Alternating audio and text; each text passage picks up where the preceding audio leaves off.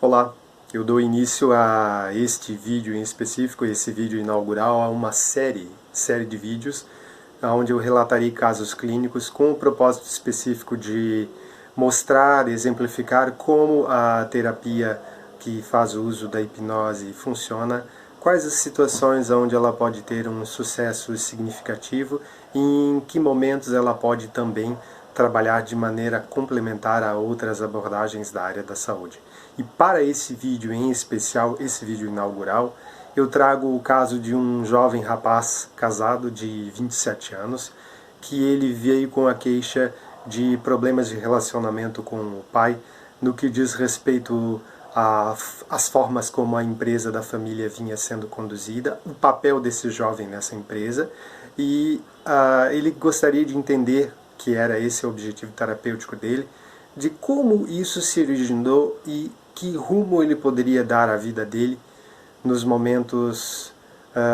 que ele estava vivenciando toda essa série de conflitos. É importante ressaltar que cada pessoa que chega até a mim, eu faço uma avaliação, uma anamnese, que é um questionário bem criterioso, procurando entender desde o princípio, desde aquilo que a pessoa considera ser o objetivo terapêutico, como no que diz respeito à saúde da pessoa em si, à saúde da família, uma avaliação bem completa para poder entender qual o cenário, qual é o contexto no qual essa pessoa vive. E voltando a falar a respeito desse jovem, ele tinha já algumas leituras no que diz respeito à literatura espírita e acreditava, embora não dissesse de uma maneira muito explícita, na possibilidade de vidas passadas, bem como na reencarnação. E à medida que o processo terapêutico foi evoluindo, eu fui realizando alguns testes para verificar a facilidade ou a suscetibilidade dele às sugestões e inclusive a entrar em estados de transe, tanto leve, médio ou mais profundo, e ele se mostrou um candidato bem propício a entrar em estados de relaxamento relativamente rápido, o que acabou favorecendo de uma maneira significativa a indução do transe hipnótico. Frisei para esse jovem a importância de ter um objetivo terapêutico, especificamente falando no que se refere a uma regressão de vidas passadas, porque fazer uma regressão por mera curiosidade, e ainda mais em se tratando de uma possibilidade de uma vida passada, e quando eu digo possibilidade,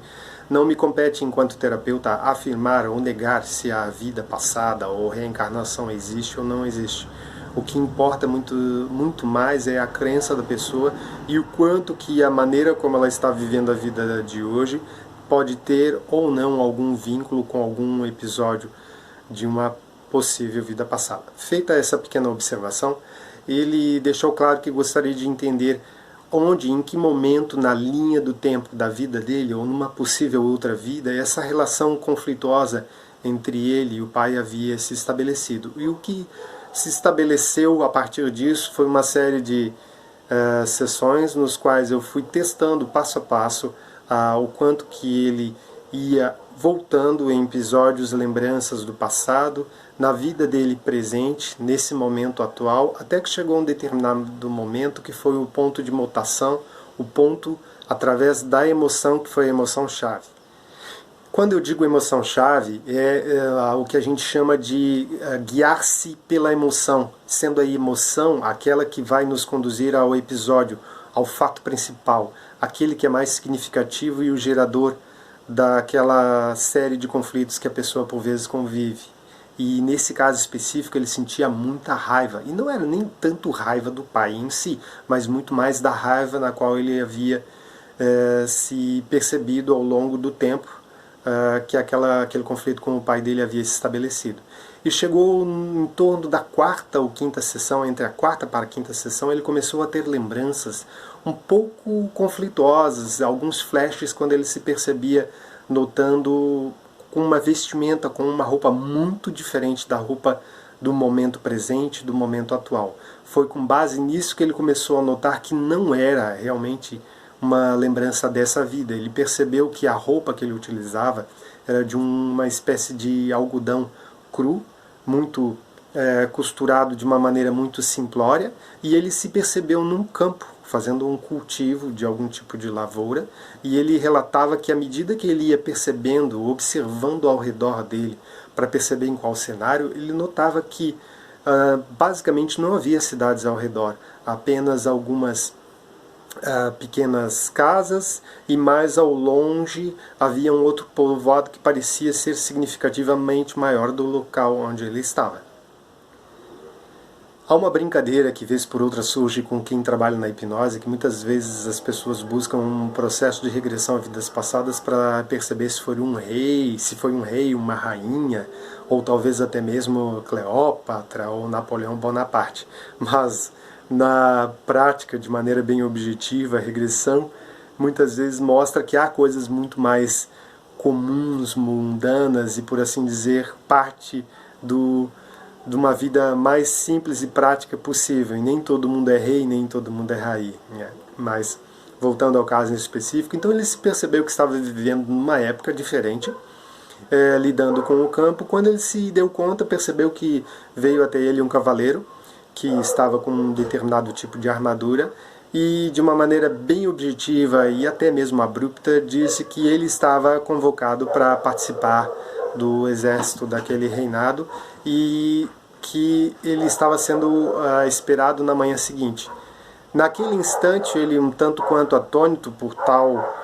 por assim dizer, convocação, ele disse, mas como que ele iria fazer com a lavoura dele, com a casa, com a família? E logo de imediato ele sentiu que foi apontado contra ele a espada daquele cavaleiro, dizendo, se você não for, você fica aqui e agora. Então, com base nessa ameaça, ele atendeu à convocação, preparou muito a contragosto algumas coisas que ele tinha para levar, e no dia seguinte ele se dirigiu ao povoado para se apresentar ao exército daquele reinado. E naquele dia, o dia seguinte, naquela vida passada, que ele conseguiu, com base no que ele pôde observar, tanto das características daquele local que parecia ser um castelo, se tratava de algo em torno do século XVIII. Isso foi algo que ele falou, é algo que ele intuiu que parecia ser aquela época. E ele pôde perceber também que havia tantas outras pessoas, algumas que ele conhecia, outras que ele não conhecia, e cada um pegando os instrumentos, alguns com armadura, outros com escudo, alguns com espada, e foram seguindo as ordens daquele que parecia ser o que comandava aquele exército em especial, para tomar posse de um reino vizinho, e eles muito sem saber o que fazer, a não ser que a questão de tinham sido convocados e iriam participar de uma guerra da qual eles pouco sabiam, e com pouquíssimo tempo de treinamento eles se viram envoltos numa batalha contra um povoado que num primeiro plano alguns até eram conhecidos, e se viram envoltos num verdadeiro mar de sangue, porque, como eu havia comentado, alguns deles nem preparo tinham e foram vítimas rápidas e fáceis e letais dos primeiros golpes daquele povoado inimigo. E esse jovem em especial, que era um camponês, ele mal conseguia segurar a própria espada, porque não era um objeto com o qual ele tinha prática, nem muito menos destreza, e ele percebeu que mais rápido do que ele pôde se perceber envolto no meio de uma briga, de uma guerra que não era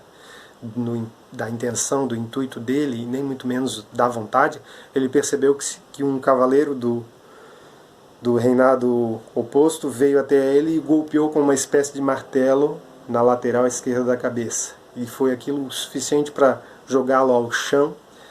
atordoado, olhando ao redor, procurando entender o que realmente havia acontecido.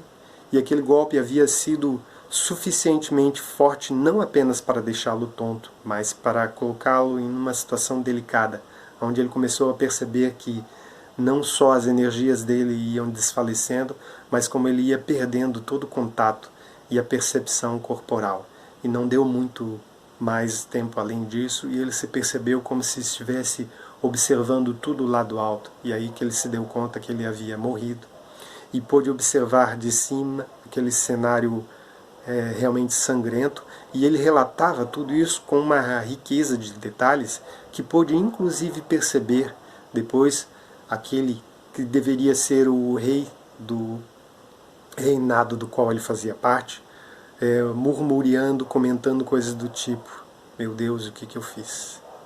E aí, esse jovem, que já estava morto naquela vida, se deu conta que ele participou de uma guerra para a qual ele não estava preparado. Uma guerra que não era uma guerra dele.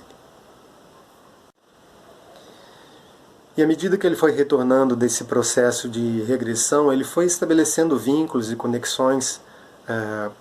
no que diz respeito à maneira como ele vinha vivendo a vida dele nesse momento presente, nessa vida atual, e ele pôde perceber que ele tinha, sim, escolhas de participar da guerra que ainda estava acontecendo dentro da família, especialmente entre ele e o pai dele,